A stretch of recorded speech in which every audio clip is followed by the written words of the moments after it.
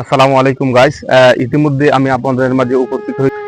আমি আসলাম ঢাকা থেকে, আসার পরে আসলাম গ্রামটা ঘোরার জন্য, গ্রামটা ঘুরে দেখার জন্য।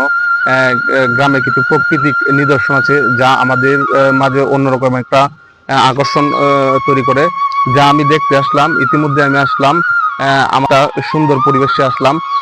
দেখেন সুন্দর ভিউ, চিকনি বিলে আসলাম। চিকনি বিল দেখার জন্য কত সুন্দর একটা ভিউ, চতুর্দিকে শুধু পানি আর পানি। যেদিকে তাকায় ওদিকে শুধু পানি আর পানি, এবং মাঝখান দিয়া দেখেন একটা কত সুন্দর রাস্তা চলে গেছে। মাঝখান দিয়ে একটা রাস্তা চলে গেছে।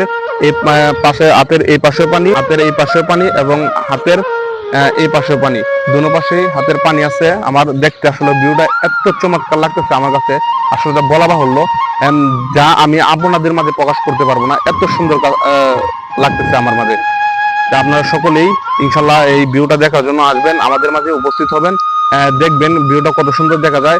আপনাদের সকলের জন্য আমন্ত্রণ রইল আমার এলাকায় এসে এবং আমার এই চিকনি বিল দেখে যাওয়ার জন্য।